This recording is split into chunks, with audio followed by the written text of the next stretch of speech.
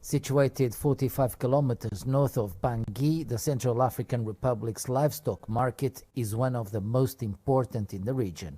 The cattle arriving in this park comes from countries such as Chad and Sudan. It's a bustling hub of activity. Young people earn money by moving the cattle to the trucks that will then head to the slaughterhouses. I work on arrival days. I can transport between 15 and 16 oxen and I earn about 5, 6 or 7,000 francs per day, says this young cattle driver. The cattle market is a very profitable sector of activity for the Central African economy because the sellers and dealers pay taxes for each animal to the Ministry of Livestock, represented on the site. Taxes are estimated at several million CFA francs per month. The livestock sector contributes 45% to the poultry GDP and 15% to the national GDP, which simply means that its contribution to the national economy is not negligible at all.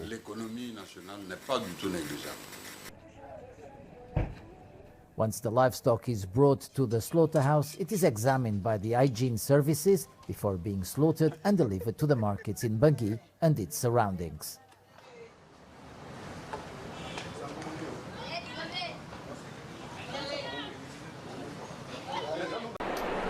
The Olympia Beauty Fair has returned to London following last year's cancellation due to the coronavirus pandemic.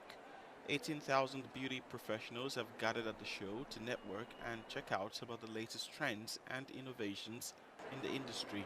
Nearly 60 massage professionals are putting their skills to the test under the eagle eye of the judges. We look again at important things like using a variety of techniques. Again, that prevents you injuring yourself. We look at whether people are actually it's called palpation, actually feeling into the body and responding to the body rather than just going through a kind of a routine. So actually kind of responding to what the body needs and taking care of their clients. Shamna Fat Smith, originally from Thailand, is demonstrating some of her Eastern-inspired practices. She isn't afraid to climb up onto the massage table and really get to work on her subject. She scooped the top prize at the end of the long day. It's very lovely to perform on the table high up, like, oh my God, what I'm going to do, and if I fail, what's going to happen? But what I did, I breathe and relax. I breathe to it. I say, I'm okay. I'm so proud what I did. I didn't do anything wrong. I just have to perform the best ever I can do today, even I have only half hour. This is the light volume category, and the competitors have just 3 hours to create their look, with the added pressure of performing in the middle of the Olympia Beauty show. 4 judges are examining how clean the competitors work, but 4 judges behind the scene work anonymously and score the finished work with thorough examinations.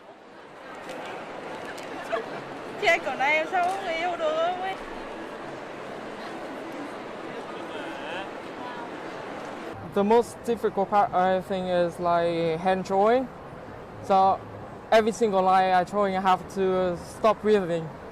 So in case that sometimes when I draw something too detailed, I have to stop breathing to get away from being nervous. Olympia Beauty, which is in its 17th edition, focuses on professionals networking and learning from one another.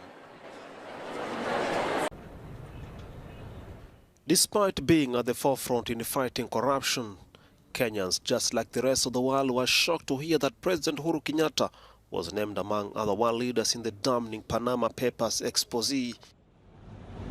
The Panama Papers have shown that his family members have for years been hiding their personal fortune worth over $30 million in tax havens.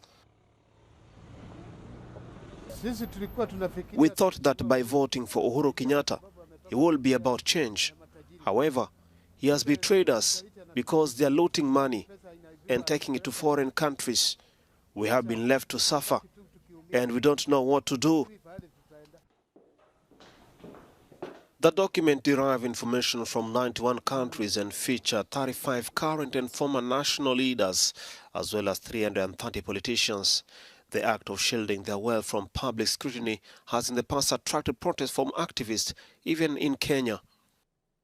Kenyans assumed because He came from the richest family in our country that he will not steal or get involved in shady deals.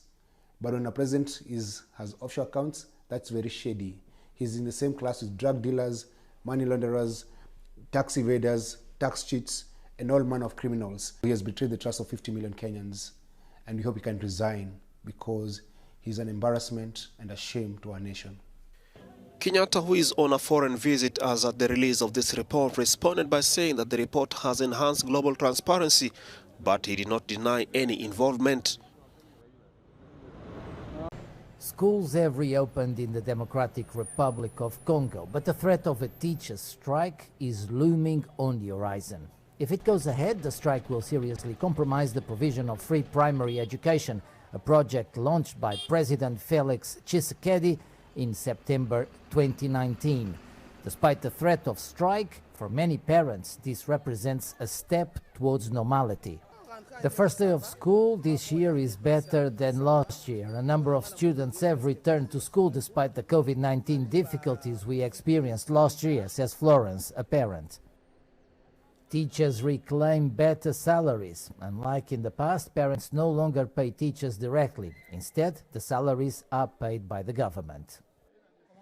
As teachers, we want to support the lift of school fees while we wait for our promised salary. We need to receive something more, of course.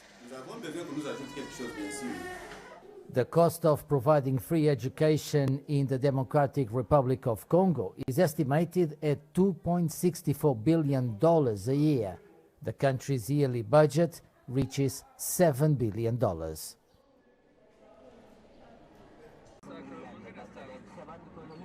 Ethiopian troops and the militia in the country's Amhara region have been mobilizing following a series of attacks by Tigray forces, according to local reports. The war that began last November was confined at first to Ethiopia's sealed-off northern Tigray region. Accounts of atrocity often emerged long after they occurred. Tigrayans describe gang rapes, massacres, and forced starvation by federal forces and their allies from Amhara neighboring Eritrea.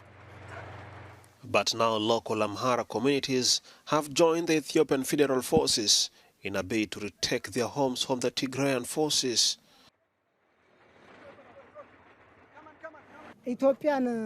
If the intention is to break up Ethiopia and put pressure on Amharans, if that is their mission, it will never work. If the Tigrayans try to deny our identity or claim our land, I say it's never going to happen. Tigrayan forces have described their offensive as an attempt to break the months-long blockade of the region of some 6 million people, as an estimated 400,000 face famine conditions in the world's most hunger crisis in a decade.